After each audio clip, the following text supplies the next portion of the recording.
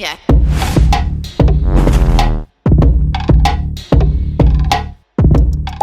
What character traits do you feel? Because you had mentioned about your friend Praveen, right, who was brilliant as a solopreneur. So, what character traits should someone introspect and think about to determine whether they'd be better off as a solo founder or as a co founder? So these traits being that one of them being very strong headed, like you need to be very sure with your decisions that this is correct. Because like I am very unsure, like me as a person, I'm very unsure. Sometimes I have conflicting thoughts. So that's why I think that is one trait where, I could lay out different 5, 6 thoughts and they could be on the table and then we could pick from one. But with a solopreneur, I think it's very necessary to have that direction in mind where you will be able to, like if this is like not ponder over decisions a lot. Like if something is decided in your head, you go ahead with it. The second is, if you know that you are a horse for the long run, like that's a character trait. You need to know that you have the mental stability to run a startup. Like a lifespan of a startup, successful startup is minimum 7 to 10 years. I think you will get your exit after 7 to 10 years. So you need to be ready to face any challenges that come during that long period of time. So you need to be dedicated for a longer period of time being a solopreneur. Yeah. Mohit, what about you? What character traits do you think you have which made you decide that going solo was better? In terms of how your relationships are with the people around you. For example, I am not somebody who likes being asked a lot of questions about a certain plan of action that I'm taking. I have that conviction about my actions, my decisions, right? So what you said, right?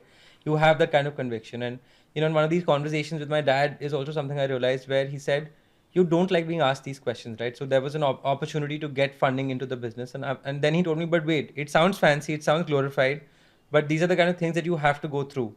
And so yeah, I feel like you should analyze your relationships with the people around you and how you are as a person when you're deciding whether you want to go ahead or not.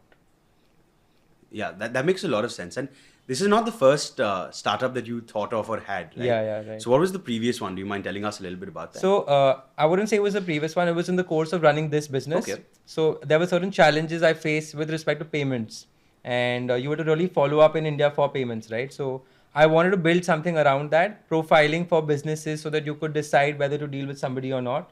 And it sounds very cool to talk about. It sounds like a problem that a lot of people face, and I love to talk about this problem to people for the next 6 months. I built something also around it, and then I read about this term called mental masturbation, where it was like, okay, some businesses are so cool to talk about, but they're very difficult to execute. So you need to take your call in terms of something that is viable in the long run or not. And I had this inflection point, right, where I had started feeling that, okay, One Side Taxi is a car rental business. It was sort of looked down upon by some people, where I was told that, oh, what are you doing as a lawyer in the car rental field and all? This is a taxi service or whatever you're running. And I had my low point with respect to that also. But having actually tried to start Credible, which was the payment profiling platform, and that did not succeed, I realized that, okay, I need to look at the numbers. What is something that is sustainable in the long run? What is something that gets the job done for me?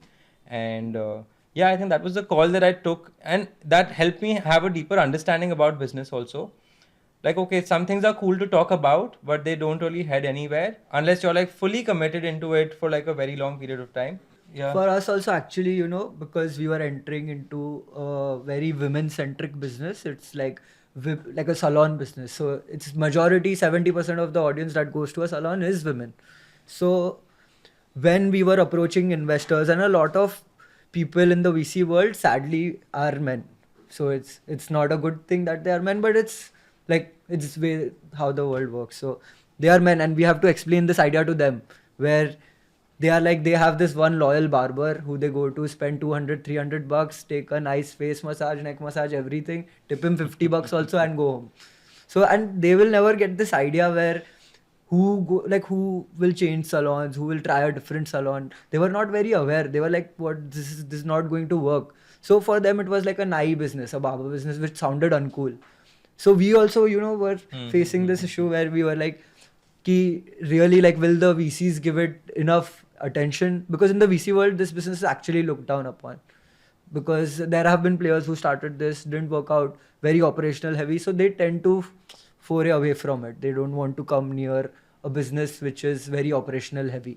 So that is why we also face this thing where it sounded uncool, but we couldn't care less actually. We were like, Yeah. we have our focus ready, and I think let's surprise. Like it's even more fun to surprise people when they think it's not going to happen. I think it's Yeah. better for that thought to exist, because then we work harder.